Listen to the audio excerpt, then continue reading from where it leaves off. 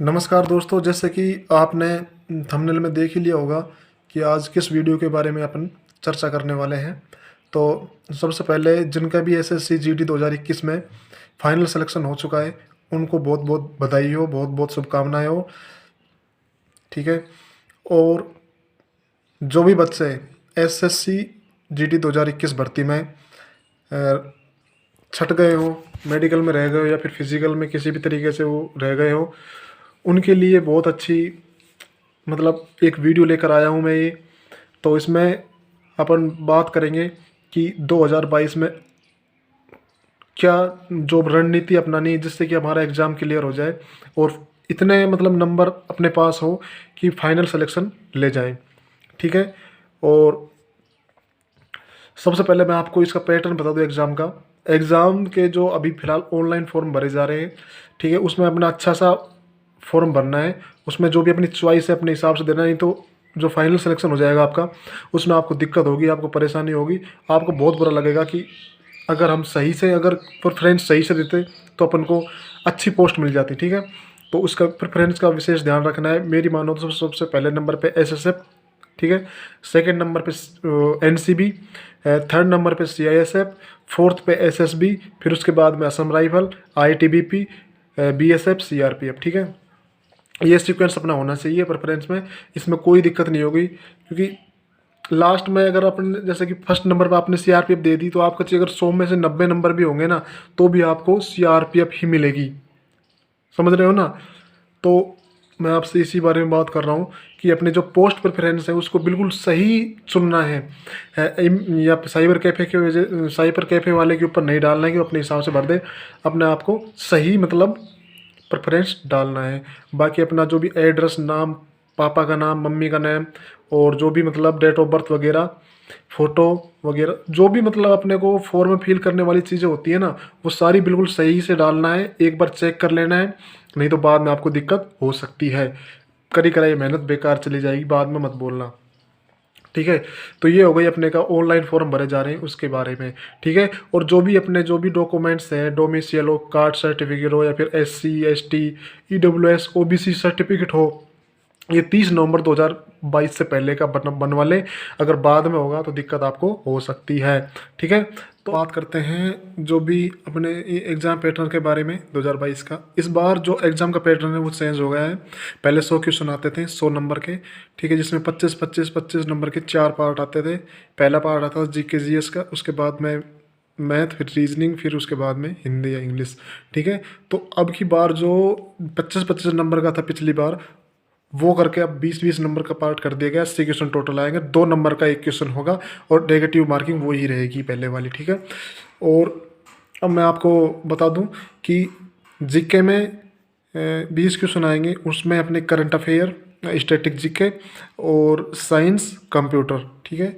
ये चारों चीज़ अपने को याद करनी है अच्छे से। ठीक है। साइन वो हो गया जीके जीएस का। अब मैथ में पूरी अर्थमेटिक पूरी आएगी। आप एक भी किस मतलब एक भी प्रश्नावली को नहीं छोड़ सकते। पूरी जो भी अर्थमेटिक है वो पूरी आएगी। उसके अलावा एडवांस में अपने को क्षेत्र में थी मेंसुरेशन, 2D 3D। ठीक है। प्रोबेबिलिटी, उसके बाद में ये अपने जो ये होती है ट्रिग्नोमेट्रिक, उसके बाद में मतलब एडवांस में भी फोकस रहेगा लेकिन अर्थमेटिक से कम रहेगा थोड़ा। ठीक है। तो एडवांस मैथ भी लगभग अपने को पूरी करनी है उसमें। जैसे कि ये हो गए थे एक तो सांख्यिकी। ठीक है।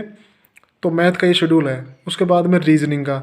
रीजनिंग देखो, एसएससी रीजनिंग ज़्यादा हार्ड नहीं डालती पहली बात तो।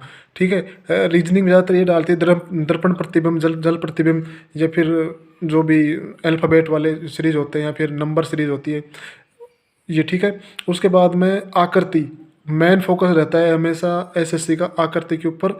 ठीक है। आकृति, कैलेंडर, और ये जो कथन निष्कर्ष, ठीक है, पूर्व धारणाएं वगैरह। ठीक है। ये सारी।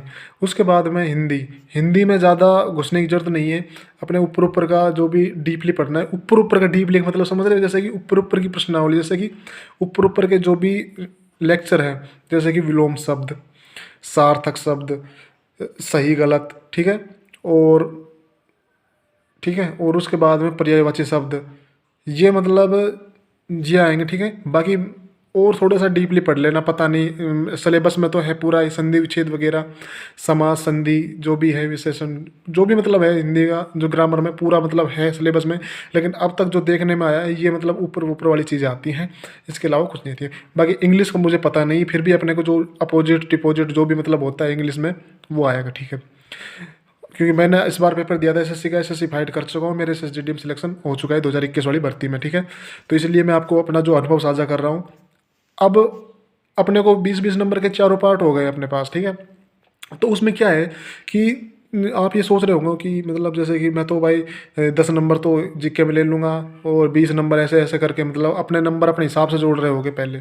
इसमें जो भर्ती में जो बैठने वाले बच्चे हैं वो पहले जो पिछली भर्ती देख चुके हैं, वो 2021 वाली, उनको तो अनुभव हो गया कैसे पेपर आता है, ठीक है। वो भी बैठेंगे, उनकी पीछे की तैयारी भी की हुई है। और उसके अलावा जो फ्रेशर बंदे हैं जो इस बार फॉर्म भर रहे हैं वो भी बैठेंगे, ठीक है। तो उनके कंपेयर किया जाए तो जो 2021 वाले बंदे हैं वो ज़्यादा ऊपर है उनसे। और 2000 जो फ्रेशर बंदे हैं 2022 वाली भर्ती में फ्रेशर बंदे हैं ना, वो मतलब उनके थोड़ा लेवल नीचे है, ठीक है। तो उनको थोड़ा ज़्यादा मेहनत करनी पड़ेगी उन बजाय 2021 वालों की वजह से, ठीक है। अभी बंदे जो 0.1 नंबर से रह गए, 0.5 नंबर से 1 नंबर 2 नंबर 3 नंबर, और वो जो मतलब वो तो सिलेक्शन नज़दीक जाके वापस आए हैं, उनको पता है रास्ता तय करना कैसे होता है, वो तो और बेहतर तरीके से रास्ता तय करेंगे। तो फ्रेशर बंदों के लिए बोल रहा हूँ कि अपनी तैयारी अच्छे से करें और जो भी मतलब करना है उनको करें, ठीक है। ये हो गया। उसके बाद में पेपर का जो पैटर्न मैंने बता दिया, टोटल 1 घंटा मिलेगा 80 क्वेश्चन है। एक पहले 90 मिनट मिलता है, 1.5 घंटा मिलता था, अब सिर्फ 1 घंटा मिलेगा, 60 मिनट में 80 क्वेश्चन करने हैं, ठीक है। और 2 नंबर का एक क्वेश्चन होगा जिसमें 160 नंबर के ऊपर मेरिट बनेगी और नेगेटिव मार्किंग रहेगी। फिर उसके बाद में तुमको प्रैक्टिस भी करनी है। प्रैक्टिस चाहिए तो कोई मतलब सोल्व पेपर की बुक ले आओ, प्रैक्टिस सेट की बुक ले आओ, या फिर यूट्यूब या यानी कि ऑनलाइन माध्यम से कर सकते हो, ऑनलाइन कर सकते हो, ठीक है।